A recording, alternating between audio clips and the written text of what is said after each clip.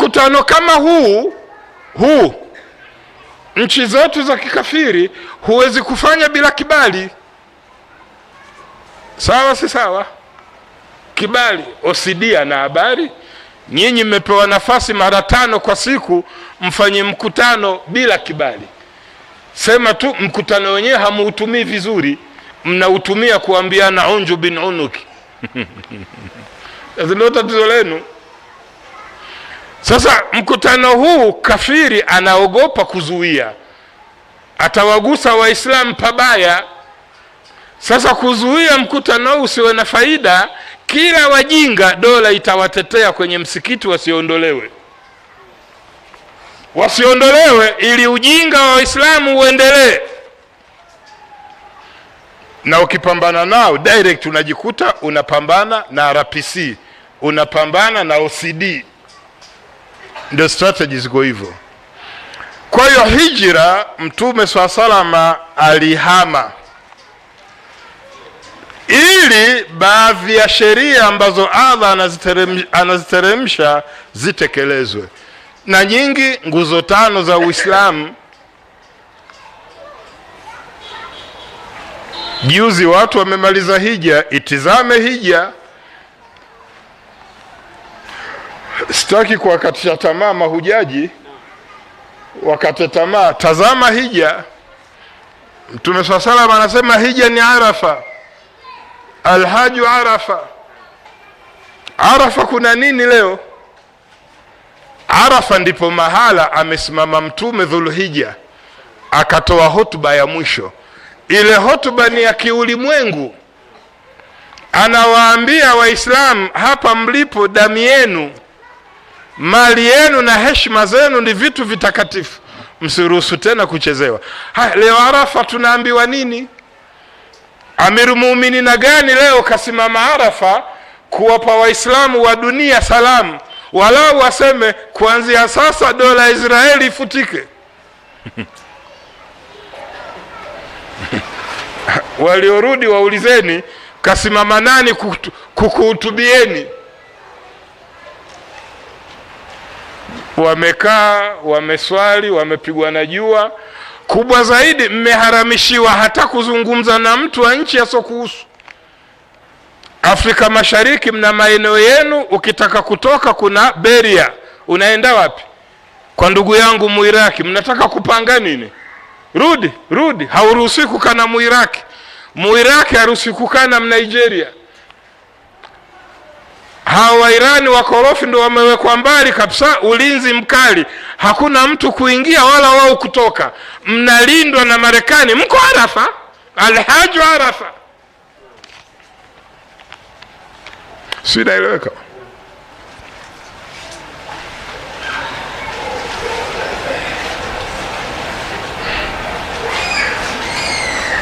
Sasa si kwamba umone askari wa Marekani kakanabu wamevaa ihramu na nini, wanakutazameni, wanahakikisha hamkutani.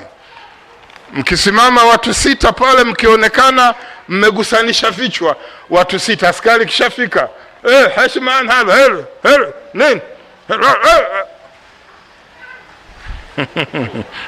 Siku zinaisha, mnarudi. Yako mambo leo hayawezi kufanyika kama ilivyofanyika wakati wa Mtume SAW bila dauratul islamia kusimama. Na Allah alimwambia Mtume, nenda Madina, na Madina ndiko dola ya Kiislamu ikasimama. Na iliposimama watu wanajitawala, ndiko sheria zote za Allah subhanahu wa ta'ala zilishushwa Madina. Kata mwizi mkono, piga mawe wazinifu, zaka, makafiri walipe jizya. Ni mambo ufanyi leo. Darul Harb ufanyi mpaka isimame Darul Islam. Ndio haya mnaweza kuyafanya. Swala haitimii mabwana. Jamaa usiseme tunaswali, haitimii. Haitimii. Kwa hiyo hijra inatukuzwa, ndiko dola ya Mwenyezi Mungu bismillah ilisimama Madina. Kuanzia hapo dola ya Kiislamu ilisimama ulimwengu mzima, ulimwengu mzima. Mwanahistoria mmoja ameandika kitabu kizima, Hijra, the turning point of Islamic history.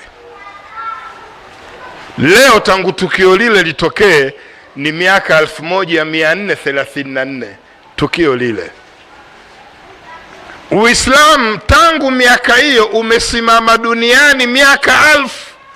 Umesimama Uislamu miaka 1000, ukianzia kwa Mtume SAW mpaka khilafa ya mwisho ya Ottoman Empire.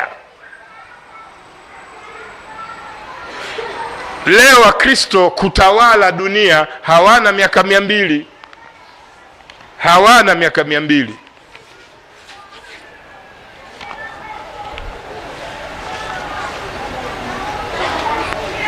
Kwa hiyo hijra ni hiyo, watu walihama. Kubwa lililowahamisha si uchumi, wakahukumiwe na kitabu cha Allah subhanahu wa ta'ala, ndilo lililowapeleka Madina.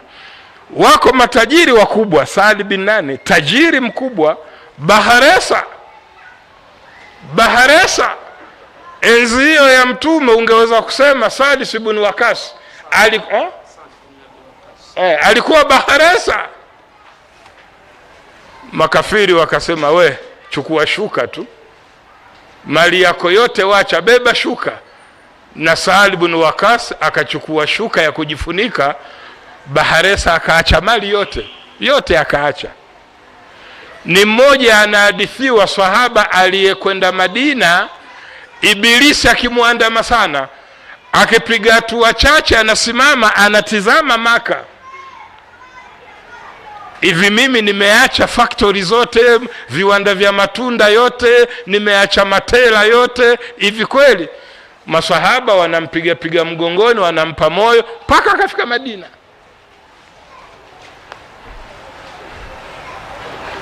Haya, Saadi wetu nani leo?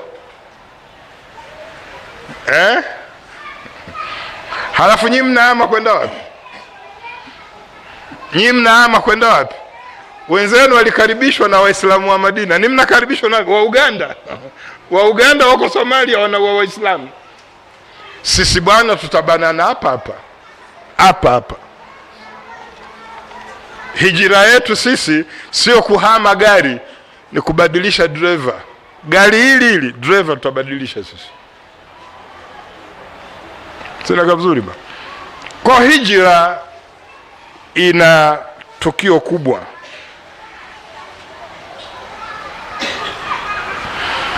Kwa nini kalenda ya Kiislamu haifahamiki, haieleweki?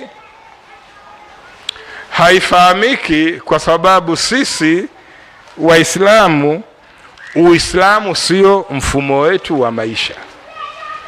Hatuishi sisi kwa mujibu wa mfumo wa Kiislamu. Sisi maisha yetu ya kijamii tunaishi kwa mfumo wa kikafiri, sio Kiislamu. Kiislamu ni maisha yetu binafsi. Wewe na kachumba kako na kanyumba kako, mtaswali mle ndani, mtasoma Qur'ani.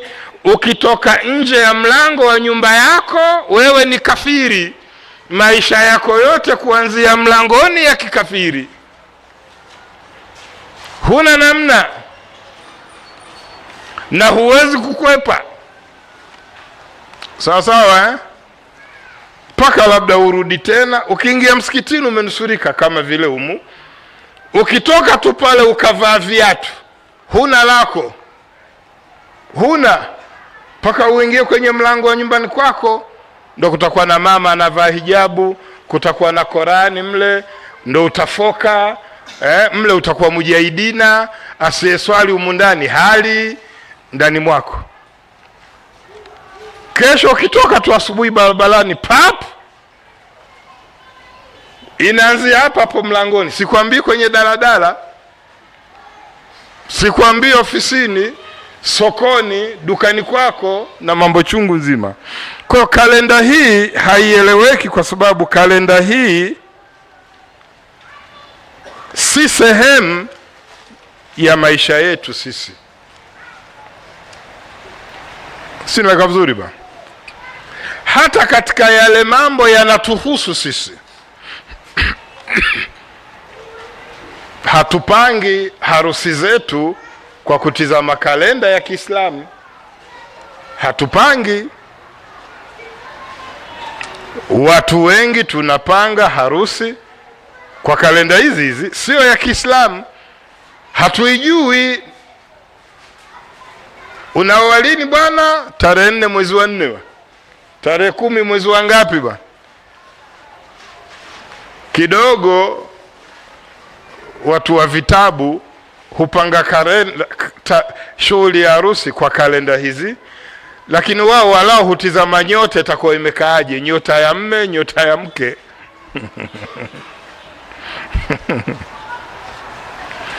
Zuhura ile azibaki imekaaje ile. Lakini hatutumii sisi mambo yetu yote, hatutumii kwa kalenda za Kiislamu. Hatuzijui. Unaona harusi watoto wetu. Hata mimi nazungumza naambia umezaliwa lini, nitakwambia hii kalenda. Ile ya Kiislamu sijui. Umezaliwa lini? 1900, 2000 na haka wakati kanazaliwa ndio ilikuwa Christmas ile. Birthday za watoto wetu hatuzijui, na katika birth certificate hatuziandiki kwa kalenda za Kiislamu. Kwa nini? Uislamu si maisha yetu sisi. Mishahara hapo sasa bwana, hamna mtu asojua kalenda hizi, make zinaandamana na uhai wake. Kalenda hii bwana, muulize mtu leo tarehe ngapi? Sasa leo 17. Maana yake anajua bado wiki 2 mshikwa. Anajua kweli kalenda zinavyokwenda. Bado mbali bwana. Mishahara hatulipani kwa kalenda zetu hizi. Kuna bwana mmoja Tabora ana garage yake, Muislamu. Tunazungumza mambo haya, kamuingia akasema nileteeni mimi kalenda ya Kiislamu. Tukampelekea, akasema basi. Ikawa yeye sasa mshahara anatizama miezi ya Kiislamu. Sasa gerejini kwake waulize Wakristo, wanaijua miezi yote ya Kiislamu. Wanaijua, tena wanaijua kuliko Waislamu. Na wanaulizana gereji, leo mwezi ngapi? Mwezi 28. Sawa, tumesogea bwana. Mwezi 29 mshahara. Walijua. Ndugu yangu mmoja naye alianzisha gereji yake, anaitwa Joni, alijua miezi yote ya Kiislamu. Ndio miezi ya mshahara. Hatutumii mishahara hata katika mambo sisi tuna amri nayo. Una duka lako lina msaidizi wako, utampa mshahara kwa miezi hii. Sasa midhali Uislamu sio sehemu ya maisha yetu sisi, mambo mengi ya Kiislamu hatuwezi kuyajua. Kwa hijra tunaikumbuka kama ndio turning point, ni mwaka mpya wa Uislamu.